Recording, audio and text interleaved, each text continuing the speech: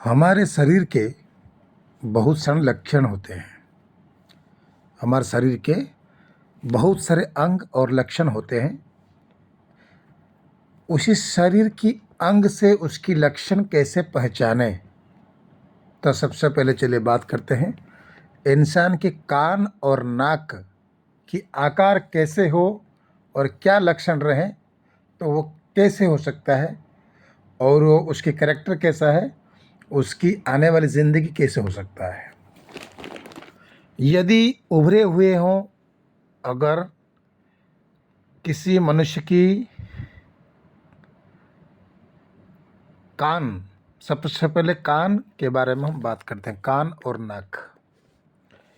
यदि किसी के कान और नाक उभरे हुए हों तथा कान की नोक सुडौल या बड़ी हो तो वो सौभाग्यशाली होते हैं। यदि कान जन्म से ही लंबे हों तो वो सुखी व्यक्ति होता है। जिसके कान मोटे हों वो कोमल स्वभाव के होता है। जिसके कान छोटे छोटे हों वो बुद्धिमान होते हैं। शंख के समान कान वाला व्यक्ति मिलिट्री में ऊंचे पर पहुंचता है। चपटे कानों वाला व्यक्ति भोगी होते हैं। बड़े बड़े रोम युक्त कान दीर्घायु को स्पष्ट करते हैं। किसको? दीर्घायु को स्पष्ट करते हैं। जिसके बहुत मोटे कान होते हैं वो नेतृत्व करने वाले के सूचक होते हैं।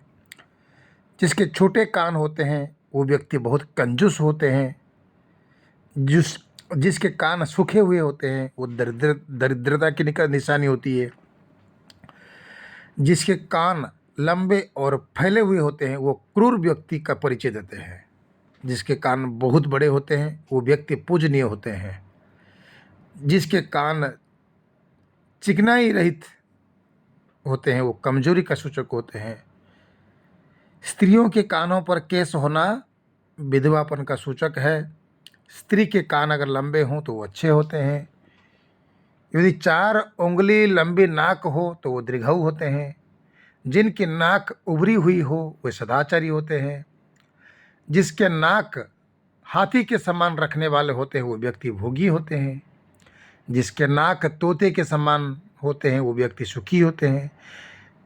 जिनके नाक सीधी होते हैं वो सौभाग्यशाली होते हैं। जिनके नाक के नथुने छोटे हों वो भाग्यवान पुरुष होते हैं। जिनके नाक का आगे का हिस्सा टेढ़ा हो वो आर्थिक दृष्टि से संपन्न होते हैं। जिनकी नाक नुकीली होते हैं वो राजा होते हैं। जिसके नाक छोटे होते वो धर्मात्मा होते हैं। जिसके नाक का आगे का हिस्सा 2 भागों में बंटा हुआ हो वो दरिद्र होता है। और चपटी नाक वाला व्यक्ति सरल स्वभाव वाला होता है। जिसके नाक कटी हुई होती है वो व्यक्ति बहुत बड़ा पापी होता है। जिसकी नाक दाई और झुकी हुई होती है वो कमजोरी का चिन्ह होता है। जिसके नथुने बड़े होते हैं वो श्रेष्ठ कहलाते हैं। जिसके नाक स्त्रियों में जिस स्त्री की नाक छोटी हो तो वो मजदूर स्वभाव वाली होती है। जिस स्त्री की नाक लंबी और चपटी वाली होती है वो विधवा होती है। जिस स्त्री के नाक के आगे का हिस्सा लंबाई हुए हो वो रानी के समान सुख भोगती रहती है।